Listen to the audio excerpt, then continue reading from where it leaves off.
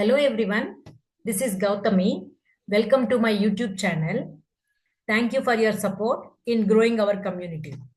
This motivates me to upload more videos. Keep encouraging by sharing, liking, and subscribing with your family and friends. Your help means a lot to us. Let's begin the session. Last session le number linear regression le simple regression பத்தி பேசிருக்கிறோம். So simple regression என்னது? Where it contains one independent variable and one dependent variable. So அதுக்காக two examples பண்ணிருக்கிறோம். One is salary and experience. அடுத்தது வந்துட்டு ஒரு raw data use பண்ணிட்டு நம்ம linear regression model apply பண்ணிட்டு output கொண்டு வந்திருக்கிறோம். இன்னைக்கு நம்ம பார்க்க போறது வந்துட்டு multiple regression. Multiple regressionனா more than two features இருக்கணும் அந்த டேட்டா செட்ல. அதுல ஒரு feature வந்துட்டு dependent variable ஆயிருக்கணும், rest and all independent variables ஆயிருக்கணும். So அப்போ அதை நம்ம multiple regression சொல்லலாம். This is the equation for the multiple linear regression. நம்மளோட simple linear regressionல நம்மளோட equation வந்துட்டு y is equal to mx plus c. m is nothing but slope, c is equal to intercept. Where y is the independent variable, x is the dependent, y is the dependent variable, x is the independent variable. நம்ம அங்க பார்த்திருக்கிறது. But இங்க நம்ம கிட்ட more number of independent features இருக்கிறதுனால every independent variableக்கு ஒரு slope கொண்டு வரோமா. Okay, so this is common. இந்த interceptன்றது காமனா இருக்கும். So இந்த b1, b2 and so on, bn ன்றது என்னதுன்னா slopes. ஓகேவா? slopes is nothing but coefficient. And this x1, x2 and xn ன்றது என்ன இது வந்துட்டு independent variables. And y ன்றது என்னதுன்னா dependent variable. Usually ஒரு featureக்கு ஒரு independent variable ஒரு dependent variable base பண்ணிக்கிட்டு ஒரு kind of linear equation நம்மளுக்கு representation கொடுக்கும். Usually இந்த multilinear regressionல நம்மளுக்கு 2D formatல கொண்டு வராது. It is like a 3D formatல தான் நம்மளோட அவுட்புட் கொண்டு வரும். விசுவலைசேஷன்ன்றது 3D ஃபார்மேட்ல கொண்டு வருது. ஸோ நெக்ஸ்ட் திங் வந்துட்டு இங்க நம்ம ஸ்லோப்பா இருக்கட்டும், அடுத்தது இன்டர்செப்டா இருக்கட்டும், ஃபைண்ட் அவுட் பண்ணணும்ன்றப்ப நம்மளுக்கு ஃபார்முலாஸ் இருக்கும். ஆனா if you want to make it a low error, best fit line, நீங்க ஒரு பெஸ்ட் ஃபிட் லைன் கொண்டு வரணும். சேம் திங்மா, நம்ம சிம்பிள் லீனியர் ரிக்ரெஷன்ல என்ன கான்செப்ட்ஸ் லேர்ன் பண்ணிருக்கிறோமோ அதே கான்செப்ட் தான் இங்க கூட யூஸ் பண்றோம். ஒரு சின்ன டிஃபரன்ஸ் என்னதுன்னா அங்க ஒரே ஒரு ஸ்லோப் இருக்கும், ஒரே ஒரு இண்டிபெண்டன்ட் வேரியபிள் இருந்துச்சு. பட் இங்க வந்துட்டு மல்டிபிள் இண்டிபெண்டன்ட் வேரியபிள்ஸ் இருக்கிறதுனால எவ்ரி இண்டிபெண்டன்ட் வேரியபிளுக்கு ஒரு யூனிக் ஸ்லோப் வரும். ஓகேவா? சோ நம்மளுக்கு அந்த யூனிக் ஸ்லோப்ஸ் ஃபைண்ட் அவுட் பண்றதுக்காக means different types of slopes, different type of intercept கொடுக்கணும்னா நம்ம மேனுவலா கொடுக்கற தேவையில்லை. அதுக்காக நம்ம யூஸ் பண்ற கான்செப்ட் தான் gradient descent. இந்த gradient descent ன்றது ஒரு optimization technique. This will provide the values, random values for slope and the intercept. So அந்த values பேஸ் பண்ணிக்கிட்டு எந்த பாயிண்ட்ல நம்மளுக்கு மீன் ஸ்கொயர் எரர்ன்றது 0 கொடுக்குமோ அந்த பாயிண்ட் அந்த வேல்யூஸ் கிட்ட நம்மளுக்கு பெஸ்ட் ஃபிட் லைன்ன்றது கொடுக்கும். ஓகேவா? So the goal of the algorithm is to find the best fit line equation that can predict the values based on the independent variables. The regression model learns a function from the data set with known x and y values and uses it to predict y values from the unknown x values. So the main aim is to predict the dependent values based on the independent variables. Okay va? So இங்க நம்மளுக்கு நம்ம independent வேரியபிள்ஸ்ல sometimes categorical data கூட இருக்கும். அந்த மாதிரி categorical data இருந்தப்போ நம்ம மாடலிங்க்கு apply பண்றதுக்கு ஆகாது. நம்ம என்ன பண்ணணும்னா அந்த கேட்டகரிக்கல் டேட்டான்றது நியூமெரிக்கல் டேட்டாவா கன்வெர்ட் பண்ணிக்கணும். அது கன்வெர்ட் பண்ணிக்கிறதுக்காக there are different types of techniques. One hot என்கோடர்ன்ற மாதிரி டெக்னிக்ஸ் இருக்கு. அந்த அல்காரிதம் யூஸ் பண்ணி நம்ம நியூமெரிக்கல் டேட்டாவா டிரான்ஸ்ஃபர் பண்றோம். இங்க பாத்தீங்கன்னா just see here, in multiple regression model we often encounter categorical data such as gender. By chance, for example, இப்போ நம்மளோட data setல gender என்ற column இருந்துச்சுன்னா where it contains categorical data like male or female. For suppose இப்போ location ன்றது இருந்துச்சுன்னா அதுல categorical data வந்துட்டு urban or rural இருக்கலாம். இந்த மாதிரி டேட்டா இருக்கும்போது மெஷின் ன்றது இந்த கேட்டகரிக்கல் டேட்டா வந்துட்டு ட்ரெயின் பண்ணிக்கிறதுக்கு ஆகாது. Since regression models typically expect a numerical values, only numerical values the expect பண்ணும். So categorical data must be transformed into the usable form, means numerical form நம்ம convert பண்ணிக்கணும்.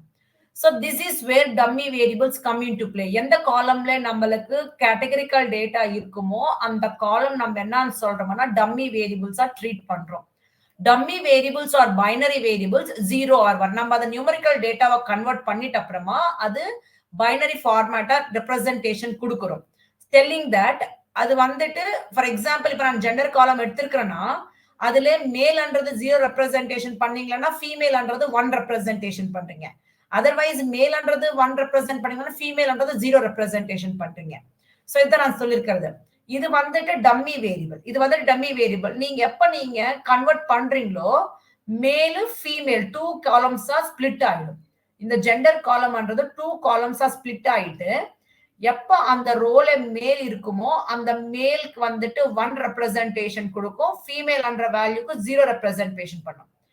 எப்ப நம்மளுக்கு ஃபீமேல் அந்த ரோல ஃபீமேல் இருக்குமோ அந்த ஃபீமேல் காலம்க்கு 1 ரெப்ரசன்டேஷன் பண்ணும், மேல்ன்றது 0 ரெப்ரசன்டேஷன் பண்ணும். யூசுவலி நம்ம கிட்ட டம்மி வேரியபிள்ன்றது டம்மி காலம்ன்றது 2 ஆ ஸ்ப்ளிட் ஆயிருக்கும் paste on the categorical data. either zeros or ones தான் இருக்கணும். கரெக்ட்டா? ஃபார் எக்ஸாம்பிள் இப்ப நம்மளுக்கு 2 இருக்கு. இங்க நம்ம ரெண்டுமே கொடுக்கணும்னு இல்ல. Because both are similar only. கரெக்ட்டா? இப்ப நீங்க மேலோட டேட்டா நீங்க சொல்லிட்டு இருக்கீங்கன்னா ஆப்வியஸ்லி மேல்ல 1 கொடுத்திருக்கீங்கன்னா மீனிங் தட் ஃபீமேல் கிடையாது அப்படினு தான் சொல்றீங்க. ஃபார் சப்போஸ் இப்ப நீங்க ஃபீமேல் காலமே எடுத்திருக்கீங்கன்னா கூட ஃபீமேல்ல 0 கொடுத்தீங்கன்னா ஆப்வியஸ்லி அந்த ரோக்கு மேல் தான் பிரசன்ட் ஆயிருக்குன்னு சொல்லலாம். சோ இந்த 2 காலம்ஸ் ரெண்டுமே வைக்கணும்னு தேவையில்லை. சோ எப்ப நம்மளுக்கு சிமிலர் டேட்டா இருந்துச்சோ then that columns I will call it as a multicollinearity. So there will be no more correlation between the features. அதுல நம்ம ஒரு feature எடுத்துக்கினா போதும். ரெண்டுமே நம்ம ட்ரெயின் பண்ண தேவையில்லை. இந்த ரெண்டு காலம்ஸ்ல ஏதாவது ஒரு காலம் எடுத்துக்கினா கூட போதும். ஓகேவா? So that is what I am saying. Solving the dummy variable trap. Some dummy variable trap அண்ணா என்னதுன்னா நம்ம கிட்ட m நம்பர் ஆஃப் கேட்டகரிஸ் இருந்துச்சுன்னா நம்ம அது m-1 யூஸ் பண்ணிக்கிறோம். தட் மீன்ஸ் இப்ப நான் கிட்ட 2 காலம்ஸ் இருக்கு, 2 கேட்டகரிக்கல் காலம் இருக்கு. நான் அது என்ன பண்ணோம்னா ஒரு கேட்டகரிக்கல் காலமாவே எடுத்துக்கணும். யூசுவலி நம்ம என்ன பண்றோம்னா லெஃப்ட் சைடுல இருக்கிறது தான் நம்ம டிராப் பண்ணிடுறோம். See here, the solution to the dummy variable trap is to drop one of the categorical variables. If there are m number of categories, use m-1 in the model. The value left out can be thought as the reference value. So நம்ம கிட்ட இந்த 2 columns இந்த dummy variable column நம்ம 2 columns split பண்ணிக்கிறோம். இதுல நம்ம 2 columns கொடுக்கற தேவையில்லை because similarity only both are. கரெக்ட்டா? சோ அப்போ நம்ம இந்த ரெண்டுத்துல ஒரு காலம் நம்ம டிராப் பண்ணிடணும். Usually most of the time we will drop the leftmost column. ஓகேவா? So we are making only one column from this data set. Okay, so this is what dummy variables and dummy variable trap. So adha solirukrenga. Dummy variable trap is a scenario in which 2 or more variables are highly correlated. Actually these two are highly correlated. So in simple terms one variable can be predicted from the other. One predict பண்ணாவே போதும் நமக்கு. திரும்பி இன்னொரு predict பண்ற தேவை because both are giving the same results. So that no need to train the similar data to the model. Intuitively, there is a duplicate category. There is a duplicate category. If we drop the male category, it is inherently defined in the female category. Yes, that is correct. 0 female value indicates male and I vice versa. So this is what. So you should drop the similar categories and you have to train only one column if you are feeling it like a similar categories in your data set. So this is how you have to use this categorical data into the numerical data, and then you have to drop one of the similar column from the data set and then train the model so that you will get the good predictions. Now inga pathingana namba use panna pora data set vanditu 50 startup companies data set. And the data set la nambalukku 5 columns irukum. So each column, 5 columns is nothing but 4 columns are independent columns and 1 column is dependent column. So நம்ம கொடுத்திருக்கிற data setல R&D spent வந்துட்டு independent column, admin வந்துட்டு independent column, marketing அன்றது independent column, state அன்றது independent column. Independent column is profit. So நம்மளுக்கு இது எல்லாமே இந்த 3 columns இந்த 4 independent காலம்ஸ்ல இந்த 3 காலம்ஸ்ன்றது நியூமரிக்கல் டேட்டால இருக்கிறதுனால no problem. But coming to this state column which is an independent காலம், அதுல நம்மளுக்கு கேட்டகரிக்கல் டேட்டா இருக்கு.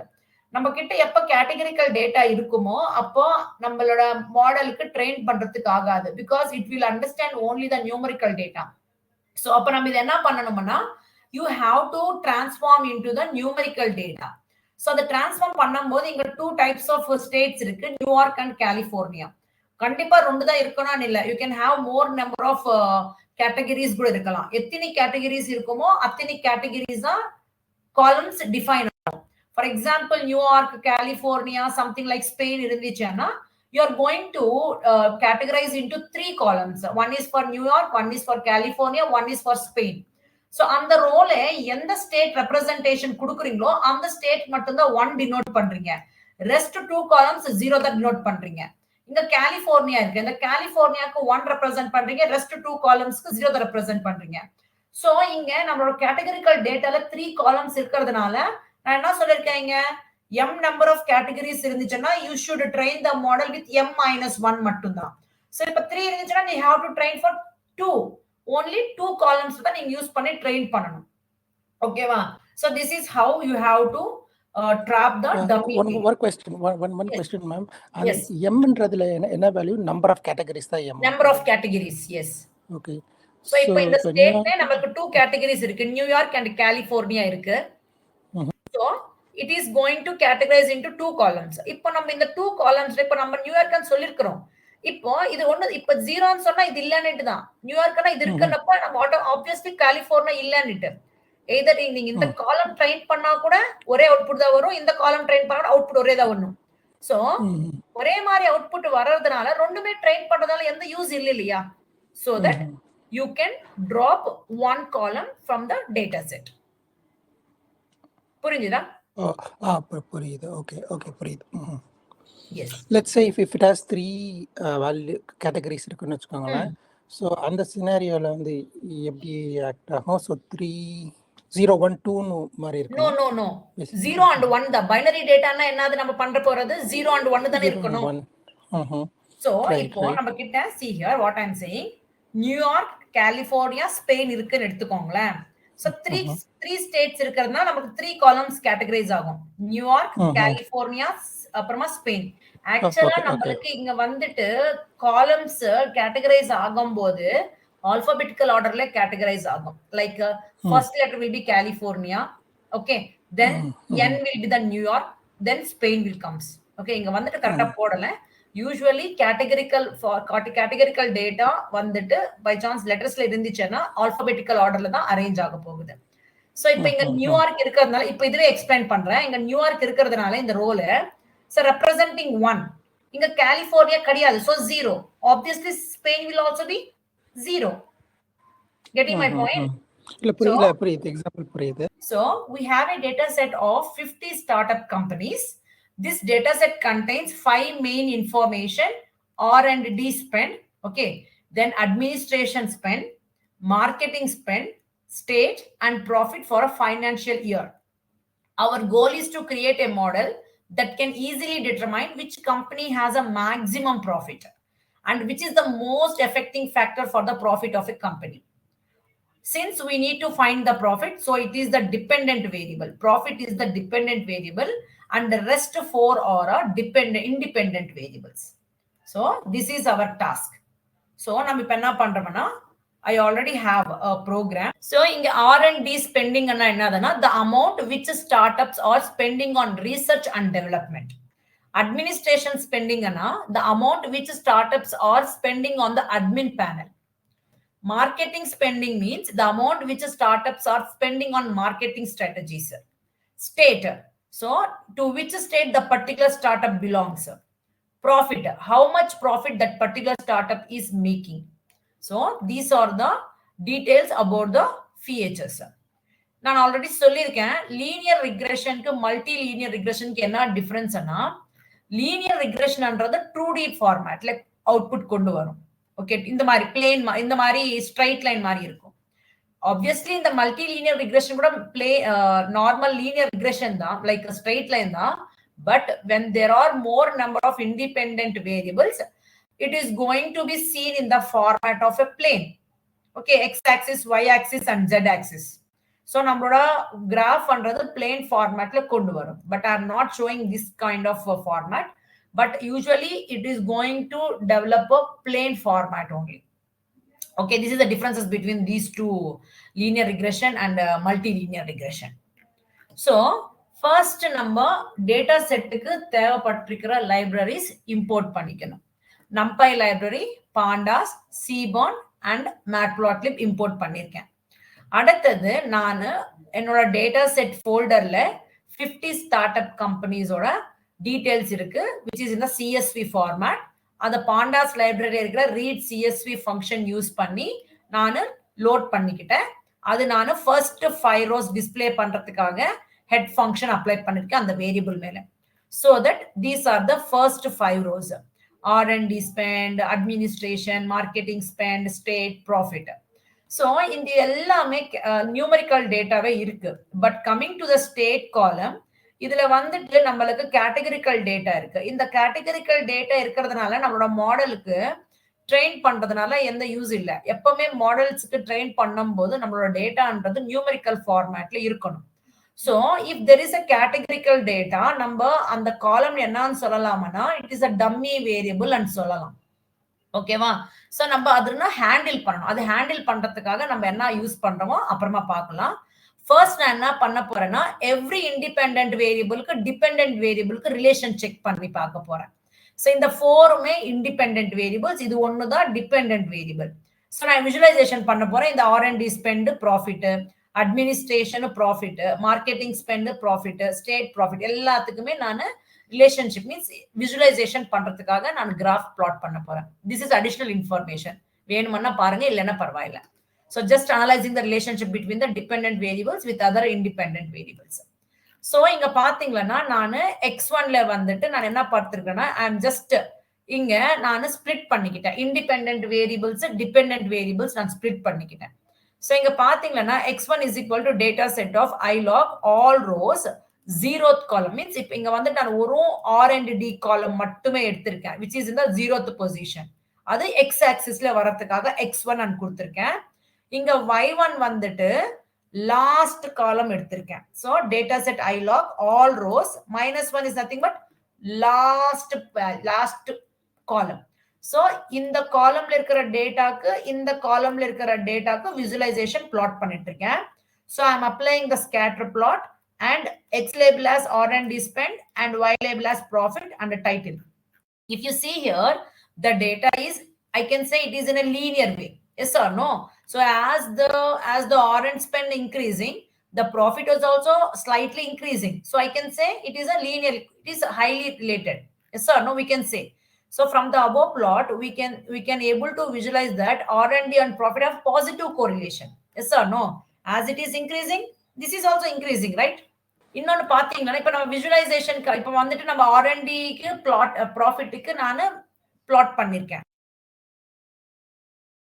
அடுத்தது ப்ராஃபிட்டுக்கு நான் பிளாட் பண்ண போறேன். So administration should be on x axis, profit will be on y axis. So already சொல்லிருக்கிறோம், xல இருக்கிறது எல்லாமே இண்டிபெண்டன்ட் வேரியபிள்ஸ், yல இருக்கிறது எல்லாமே டிபெண்டன்ட் வேரியபிள்ஸ் ஆயிருக்கிறதால நம்ம அதுக்கு தகுந்த மாதிரி தான் நம்ம வேல்யூஸ் ஸ்டோர் பண்ணிக்கணும். சோ இப்போ x1ல நான் அட்மினிஸ்ட்ரேஷன்ன்ற காலம் வந்துட்டு ஃபர்ஸ்ட் இண்டெக்ஸ்ல இருக்கிறதுனால all rows and first column நான் ரெப்ரசன்ட் பண்றேன். y profit அன்றது இந்த லாஸ்ட் காலமா இருக்கிறதுனால நான் -1 கொடுத்திருக்கேன். சோ இங்க பாருங்க x1 is equal to data set dot I log column is nothing but all rows, 1 is nothing but only that specific column, that is first column which is an administration column, அதுல இருக்கிற values.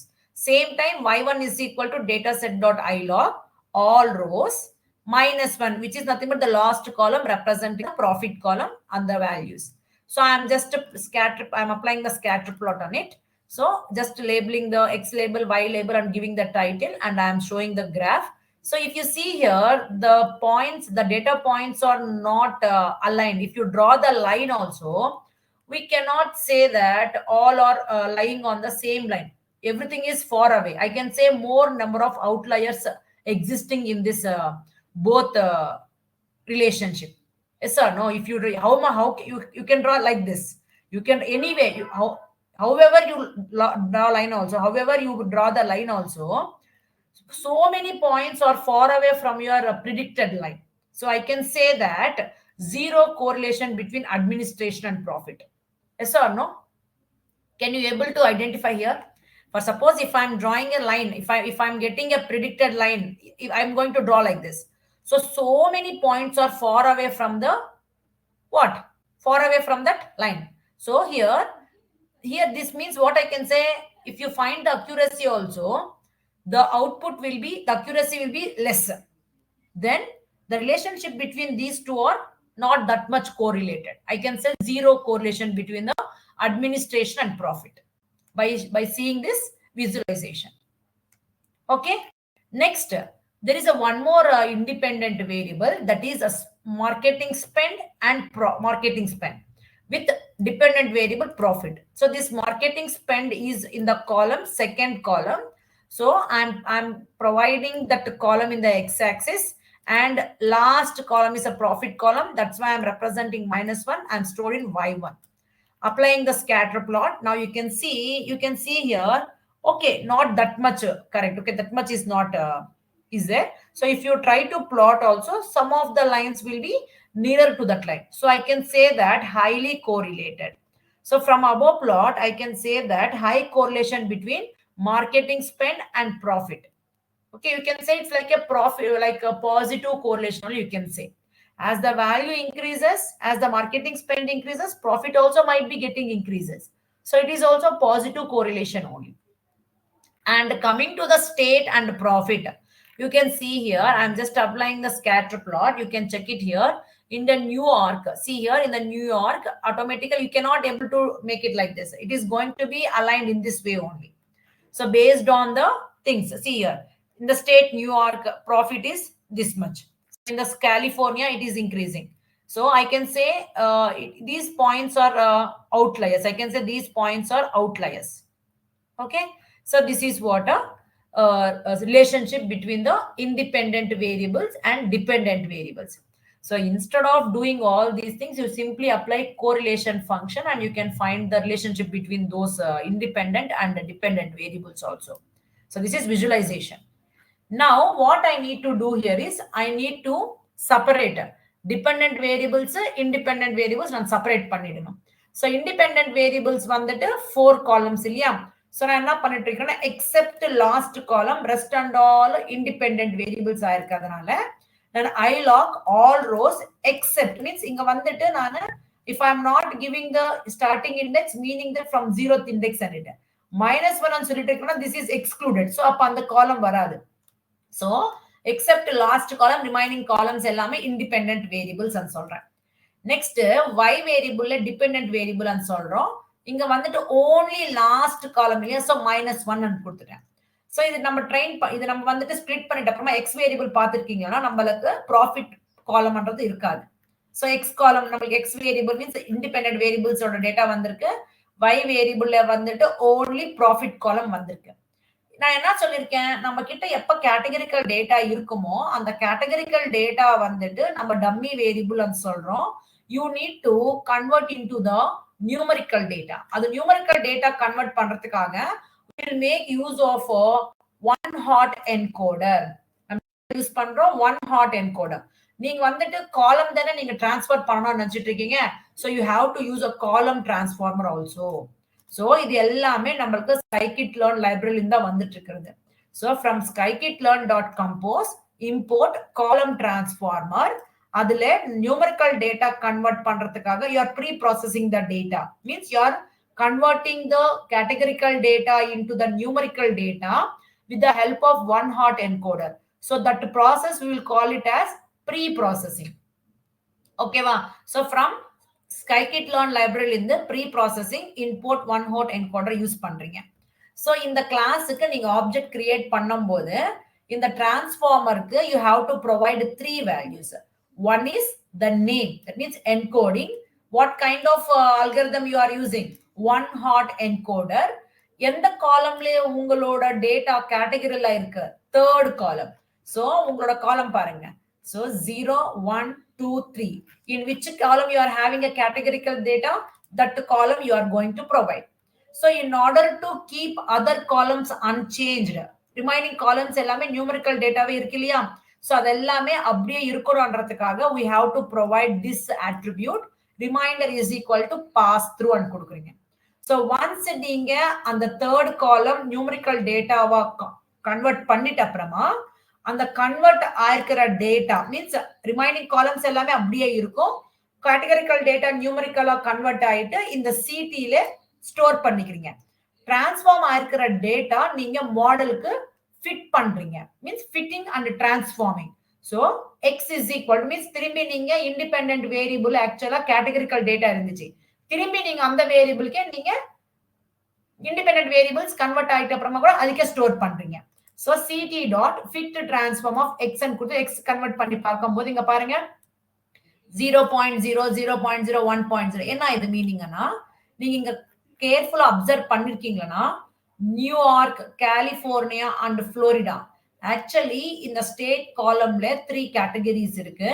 One is New York and second is California and is Florida. So நீங்க இந்த விஜுவலைசேஷன்லயே நீங்க பார்த்திருக்கலாம். இங்க states வந்துட்டு 3 states இருக்கு. New York, California and Florida 3 states இருக்கு.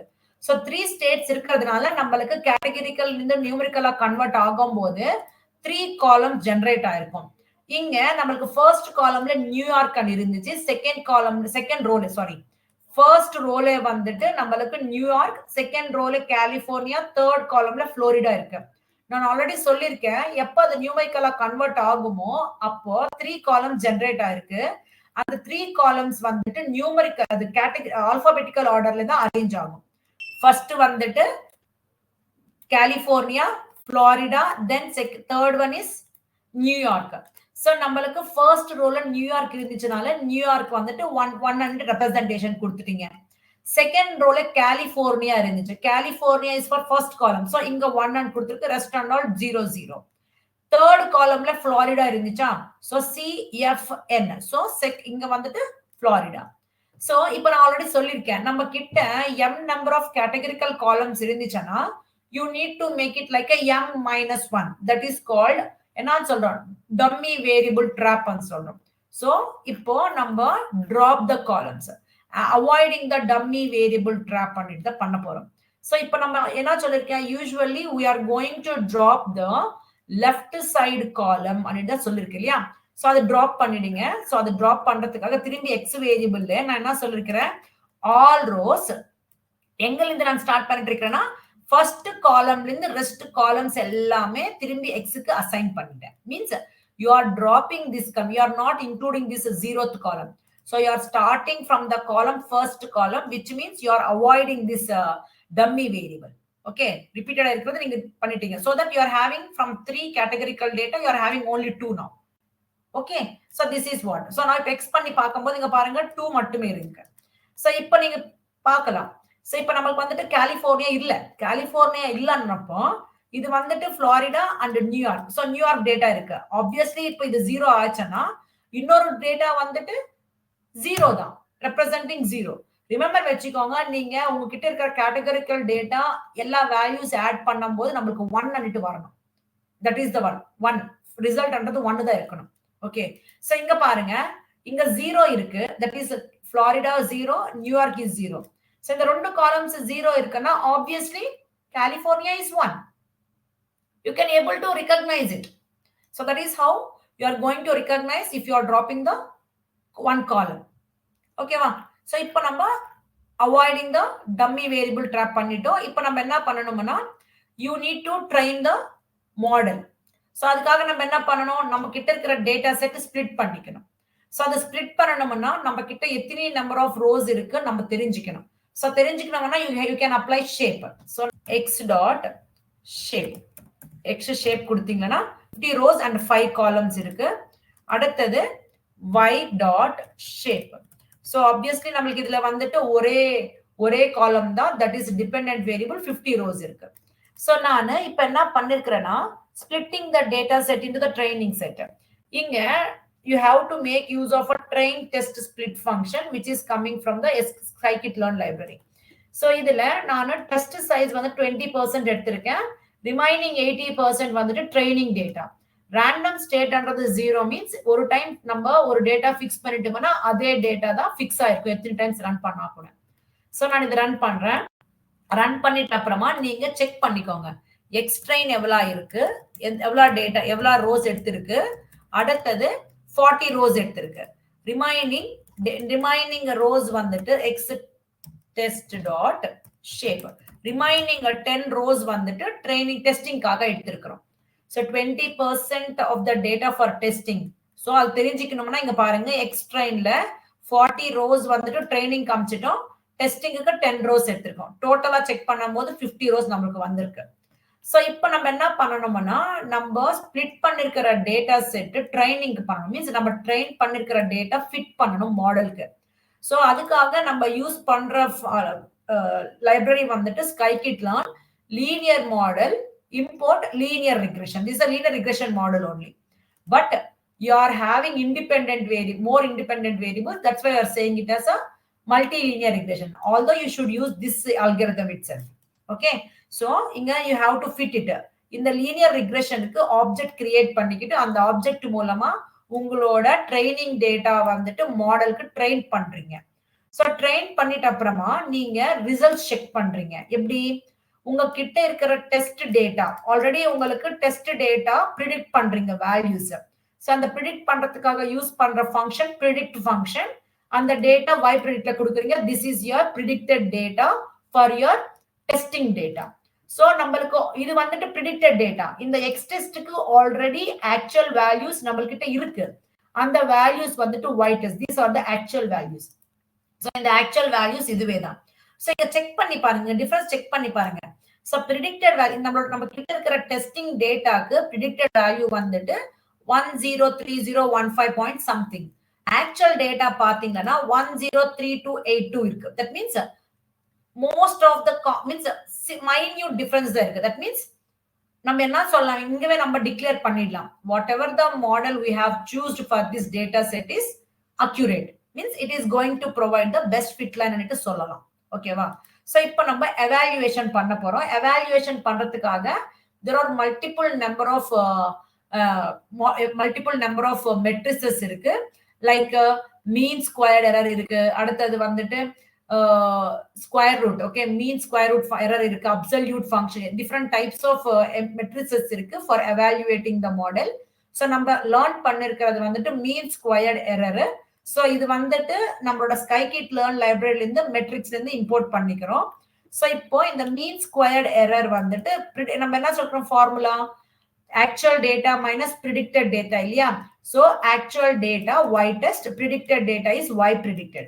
So இந்த predict ஆகிற மீன்ஸ் இந்த மீன் ஸ்கொயர்ட் எரர் வேல்யூ இது வேரியபிள்ல ஸ்டோர் பண்ணிட்டு பிரிண்ட் பண்ணிட்டோம். ஸோ நான் ஆல்ரெடி சொல்லியிருக்கேன் நம்மளோட எரர்ன்றது சின்னதாவே இருக்கலாம், ஆனா நம்ம அது ஸ்கொயர் பண்ணிருக்கிறதுனால அது பெருசா காட்டும். ஸோ நம்மளுக்கு அவ்வளவு பெருசா வரக்கூடாதுன்றப்போ there is a one more kind of matrix ma that is called square root. I will show that one out. Show that also. Okay. From sklearn, okay, dot matrix import root mean squared error. So இது என்ன பண்ணுதுன்னா நம்மளோட ஆக்சுவலா நம்ம squares பண்றோம், அதுவே நீங்க root mean ஸ்கொயர்ட்னா என்ன ஆகுதுன்னா அந்த ஸ்கொயர் ரூட் கேன்சல் ஆயிட்டு நம்மளுக்கு ஆக்சுவல் எரர்ன்றது கொடுக்க போகுது. சோ நீங்க இது நம்மளோட சின்ன எரர் கூட பெருசா காட்டும். அந்த எரர் காட்டக்கூடாது, நம்மளுக்கு ஆக்சுவல் எரர் வேணும்ன்றப்ப நம்ம என்ன பண்ணலாம்னா நம்மளோட எரருக்கு ஸ்கொயர் ரூட் அப்ளை பண்ணீங்கன்னா அந்த ஸ்கொயர் ரூட் கேன்சல் ஆயிட்டு you are going to get a one error. So இப்ப பாருங்க அதை காட்டுறேன். So root mean square error is equal to you have to use an object mean square function. அது உள்ள you are going to use actual data minus predicted data. So இப்போ இத நீங்க RMSE run பண்ணிட்டீங்கன்னா this is the value.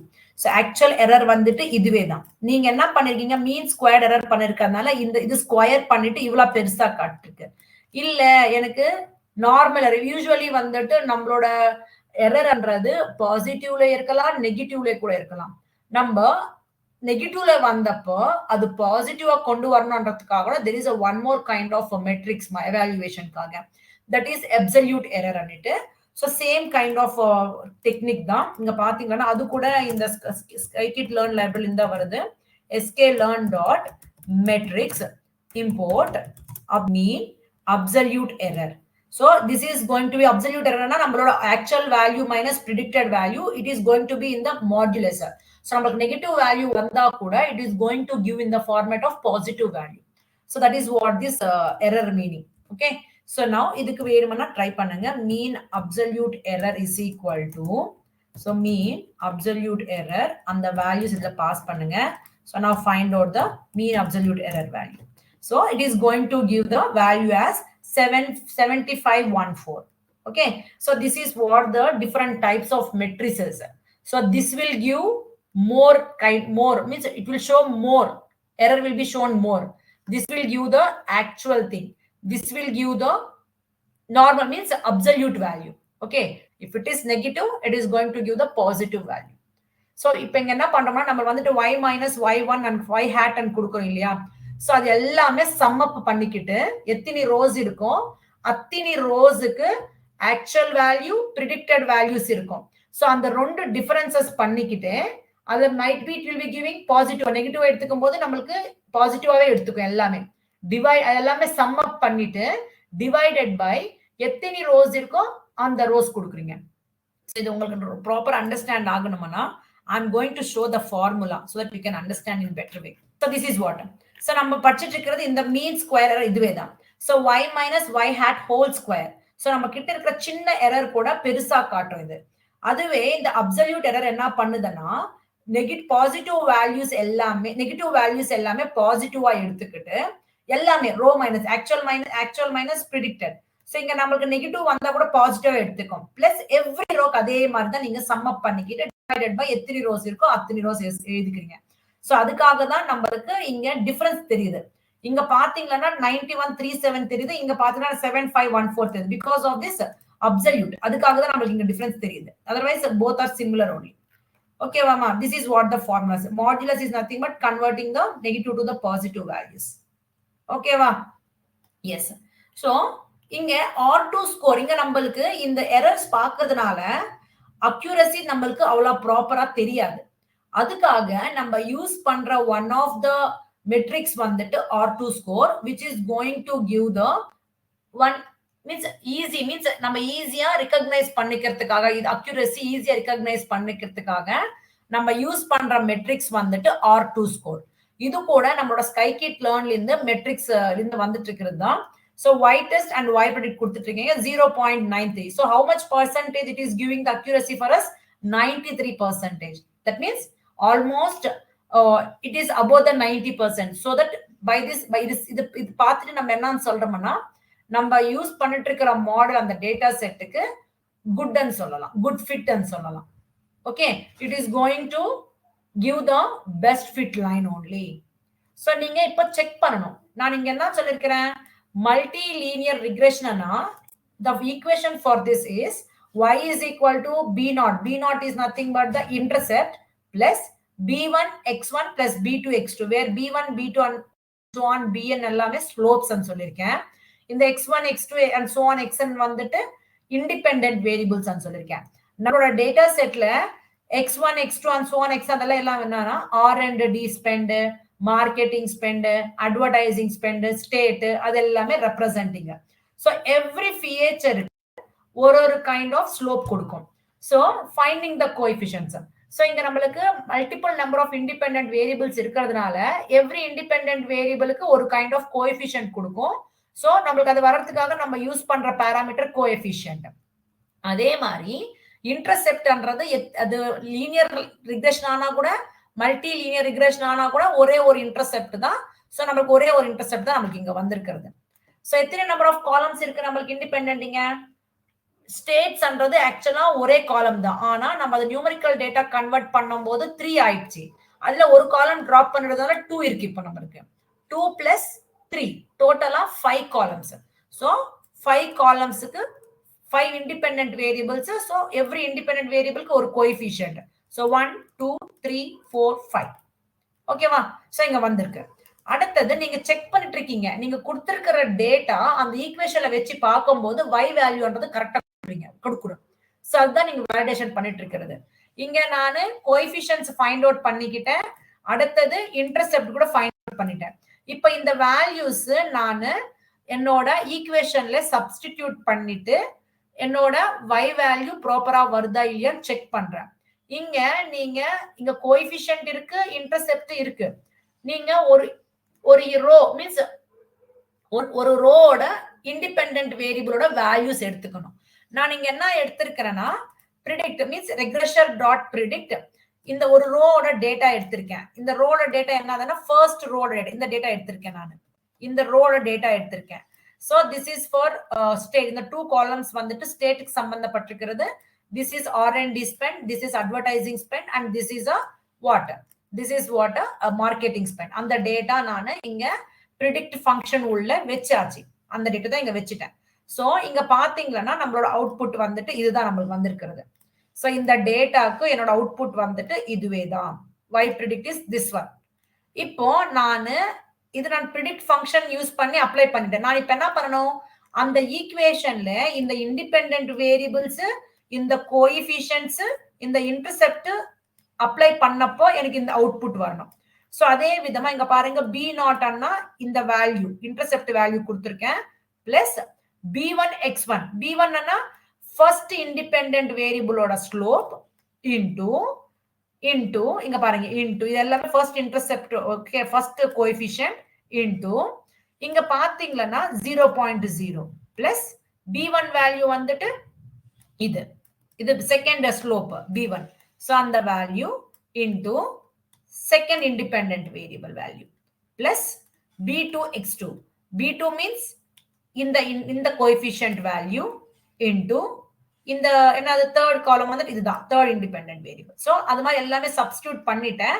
y and check பண்ணி பாரும்போது பாருங்க similar dataவே கொடுத்துட்டு இருக்கேன். that means it is going to give a best fit line.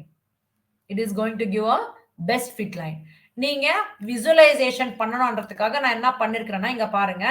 so I am just providing a y test and y test means இது வந்துட்டு நம்மளோட actual டெஸ்டோட data, இது வந்துட்டு நான் predict பண்ணிருக்கிற டெஸ்டோட டேட்டா.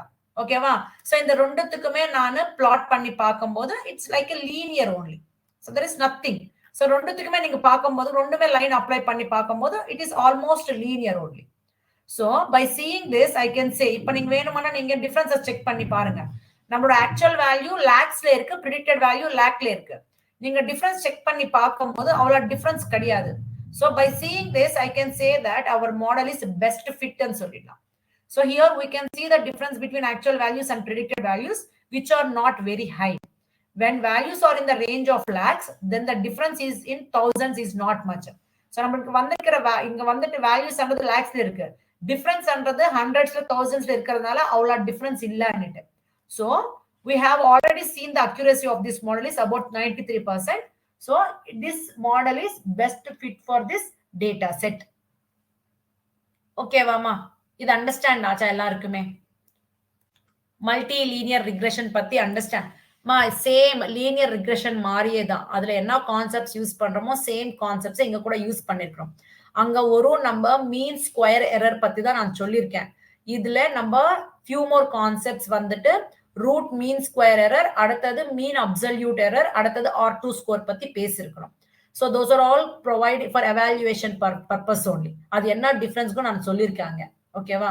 so இங்க gradient descent அன்றது லீனியர் ரிக்ரெஷன்ல ஒரே ஸ்லோப் ஒரே இன்டர்செப்ட் வேல்யூஸ் கொடுக்கறதுக்காக யூஸ் ஆகுது. பட் இந்த மல்டி லீனியர் ரிக்ரெஷன்ல வந்துட்டு multiple number of slope values, அடுத்தது கோஎஃபிஷியன்ட் வேல்யூ, இன்டர்செப்ட் வேல்யூ கொடுக்கறதுக்காக யூஸ் ஆகுறது தான் இந்த கிரேடியன்ட் டிசென்ட். இங்க கூட நம்மளுக்கு 0 வர்ற வரைக்கும் நம்ம வேல்யூஸ் ஆட்டோமேட்டிக்கா சேஞ்ச் பண்ற அல்காரிதம் தான் இந்த கிரேடியன்ட் டிசென்ட். எப்ப நம்ம மீன் ஸ்கொயர் எரர் 0 ஆகும், that means when it reaches to this position, that position I can call it like a global minima. global minima means I can say here is the value mean square error is 0. எப்ப இங்க வருமோ I can say that our model is best fit line and சொல்லலாம். so that is what this gradient descent ஓட usage. இங்க வரைக்கும் understand ஆச்சா எல்லாருக்குமே? Yes ma'am. ஒரு எக்ஸாம்பிள் எக்ஸ்பிளைன் பண்றேன். ஸோ இங்க பாத்தீங்கன்னா எதனா டேட்டா செட்னா நான் ஃபர்ஸ்ட் சொல்லிடுறேன். ஸோ பாருங்க, கொஸ்டின் பாருங்க. Predicting sales based on the money spent on TV, radio and newspaper for marketing. So in this case, there are three independent variables, that is money spent on TV, radio and newspaper for marketing, and one dependent variable is a sales. So that is the value to be predicted. இது எந்த value நம்ம predict பண்ணணும்னா sales என்ற ஃபீச்சரோட value தான் நம்ம predict பண்ணணும் with the help of the independent variables TV, radio and newspaper. So this is what our agenda. So நான் இப்போ ஓப்பன் பண்ணி பார்க்கும்போது நம்ம ஃபர்ஸ்ட் என்ன பண்ணணும்னா அதுக்கு தேவைப்பட்டிருக்கிற லைப்ரரிஸ் எல்லாமே நம்ம இம்போர்ட் பண்ணிக்கணும். ஸோ நம்மளுக்கு வேணுமன்ற லைப்ரரிஸ் என்னது? Pandas, numpy, matplotlib library and seaborn. அடுத்தது என்னோட டேட்டா செட்ன்றது இந்த ஃபோல்டர்ல வித் திஸ் நேம், இந்த நேம்ல நான் ஸ்டோர் பண்ணிருக்கேன். அது சிஎஸ்வி ஃபைல் ஆயிருக்கிறதுனால read_csv ஃபங்க்ஷன் யூஸ் பண்ணி நான் இந்த டேட்டா செட் வேரியபிள்ல ஸ்டோர் பண்ணிட்டேன். அதுல ஃபர்ஸ்ட் 5 ரோஸ் பண்றதுக்காக ஹெட் ஃபங்க்ஷன் யூஸ் பண்ணிருக்கேன். சோ இங்க பாத்தீங்கன்னா டிவி, ரேடியோ, நியூஸ் பேப்பர் இது மூணுமே இண்டிபெண்டன்ட் வேரியபிள்ஸ், சேல்ஸ்ன்றது டிபெண்டன்ட் வேரியபிள். ஓகே, சோ இங்க எல்லாமே நியூமரிக்கல் டேட்டா இருக்கிறதுனால நம்ம எதுவுமே டிரான்ஸ்ஃபார்ம் பண்ற தேவையில்லை. நெக்ஸ்ட் இப்ப நம்ம என்ன பண்ணணும்னா நீங்க ரிலேஷன்ஷிப் ஃபைண்ட் அவுட் பண்ணிக்கலாம். நம்ம அதுல சொல்லிருக்கோம் இல்லையா?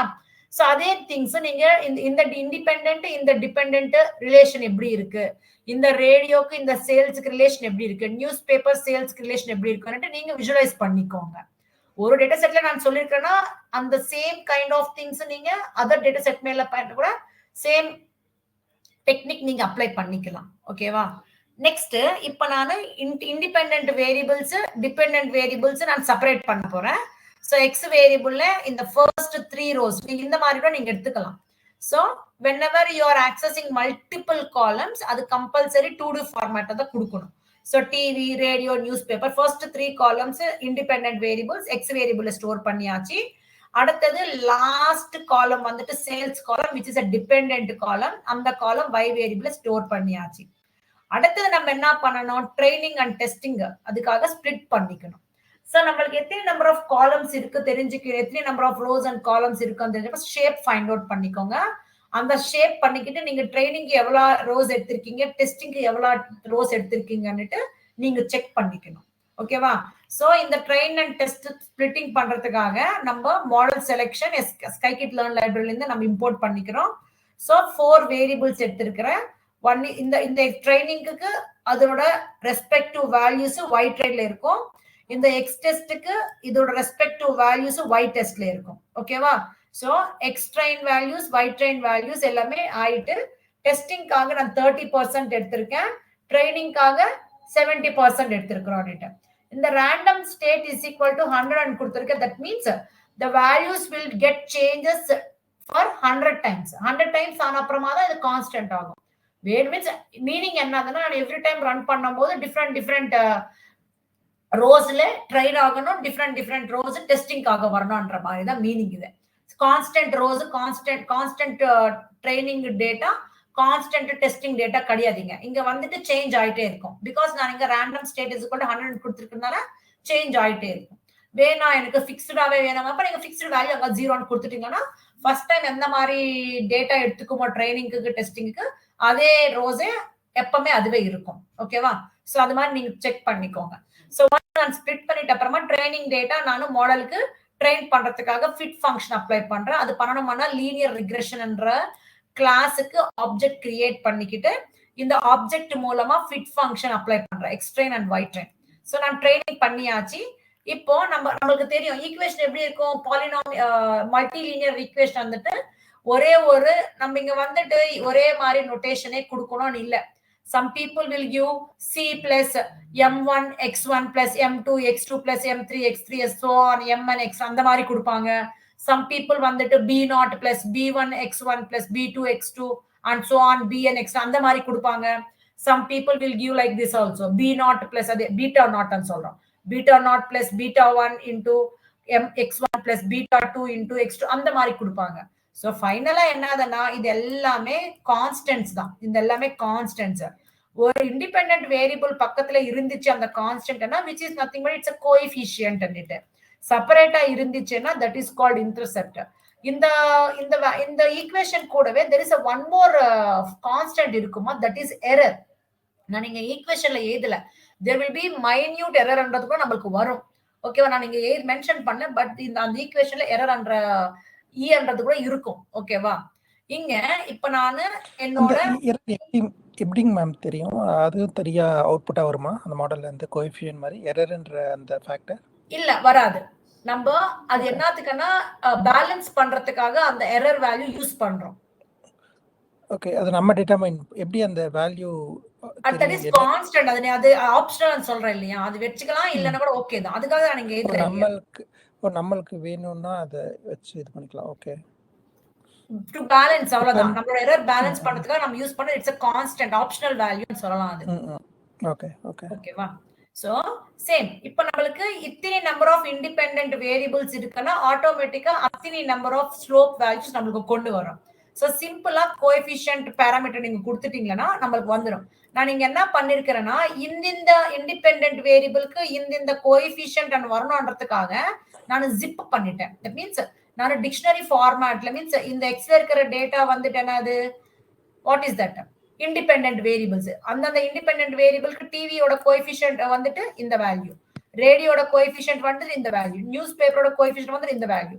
சோ இன்டர்செப்ட்னா சி, அந்த வேல்யூ இங்க வந்திருக்கிறது. இப்போ நான் என்ன பண்ண போறேன், இந்த வேல்யூஸ் இந்த ஈக்குவேஷன்ல அப்ளை பண்றேன். சோ இங்க பாத்தீங்கன்னா, from the above obtained equation for the multiple linear regression model, we can see that the value of the intercept is how much, 2.6527, which shows that if we keep the money spent on TV, radio and newspaper for advertisement as zero, for suppose இப்ப நான் வந்துட்டு இது எல்லாமே ஜீரோன்னு வெச்சுக்கிட்டேனா, என்னோட amount spent on that particular product will be this much. The estimated average sales will be what, that intercept value only. And a single rupee increase in the money spent means இப்ப நம்ம zero mention பண்ணிட்டேன்.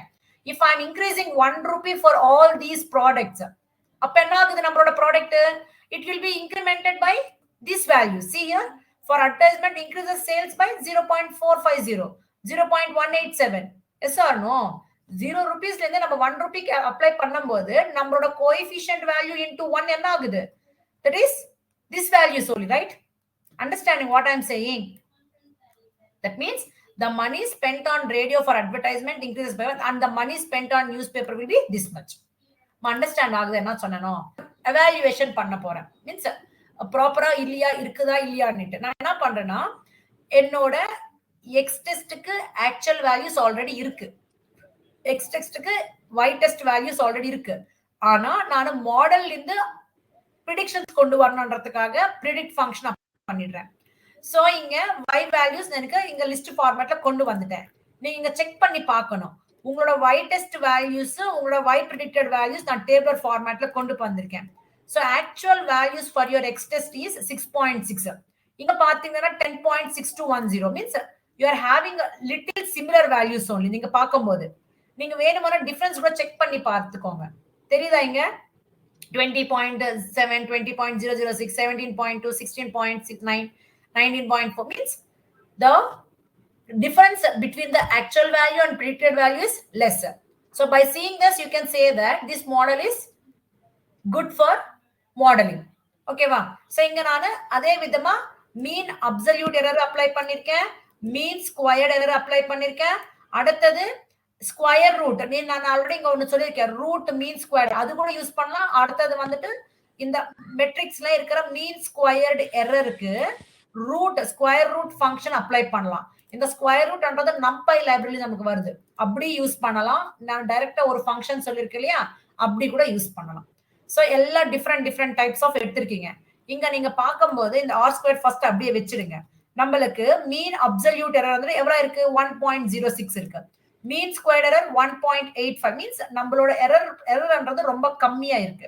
So accuracy பார்க்கும்போது 89.59 which means 90% இருக்கு. So by seeing that, what we can say, it is a good fit only. So inga paranga, r squared is the coefficient of determination. It tells us how many points fall on the regression line. So the value of means நம்மளோட regression line மேல எவ்வளவு points lie ஆயிட்டு இருக்குன்னா almost 90% of points lying on the predicted line. So that is good fit only. Mean absolute error means அந்த எவ்வளவு points அந்த லைனுக்கு அவே இருக்குன்றப்ப I can say 1.06. So almost it is nearer to 0 only. 100 ல இருந்து 100 ல 1% அப்ப அது ரொம்ப more கிடையாது, little only. So I can say this is good only. So here mean absolute error is an absolute difference between the actual or true values and the predicted values. The lower the value, the better is the model's performance. A mean absolute error of 0 means that your model is perfect predictor of the outputs. The mean absolute error obtained for this particular model is 1.063. So which is pretty good as it is close to 0. So minute error only. That's why this model is fit. அதே விதமா mean square error கூட பாருங்க. Mean square error is calculated by taking the average of the square of the difference between the original and the predicted values of the data. The lower the value, the better is the model's performance. The mean square error obtained for this particular model is 1.850, which is close to 0 only. So that's why I can say it's a pretty good. Okay. Root mean squared error. நான் அந்த ஃபார்முலாஸே நான் இங்க describe பண்ணிருக்கேன், அவ்வளவுதான். Very simple thing. அந்த output base பண்ணிக்கிட்டு இது good ஃபிட்டா இல்லையான்னு சொல்லிட்டு இருக்காது. நம்மளுக்கு அக்யூரசி வேல்யூ வந்துட்டு ஆர் ஸ்கொயர் கொடுத்துட்டு இருக்கு. இது எல்லாமே எரர் ஃபைண்ட் அவுட் பண்ற மெட்ரிசஸ். இங்க பாருங்க, root mean square error is the standard deviation of the errors which occur when a prediction is made on a data set. This is the same as mean square error, but the root of the value is considered while determining the accuracy of the model. The lower the value, the better is the model's performance. The root mean square error obtained for this model is 1.360, which is close to 0, which is pretty good. So conclusion என்ன சொல்லிடலாம்? The multilinear regression model performs well as 90% of the data fit the regression model. Means 90% of the data points அன்றது அந்த லைனுக்கு நேரா இருக்கிறதுனால good fit தான். Okay, that is optimal னு சொல்லலாம். கம்ப்ளீட்டா கூட நம்மளுக்கு பாயிண்ட்ஸ் டச் ஆக கூடாது, அப்படியே டச் ஆவாம கூட இருக்க கூடாது. At least most of the points அந்த லைனுக்கு நேரா இருந்துச்சுன்னா தட் இஸ் கால்ட் ஆப்டிமல் னு சொல்லலாம். Okay, so this is not overfitted, this is not underfitted, it is an optimal model and so on. So also the mean absolute error, mean square error and absolute mean square error are less.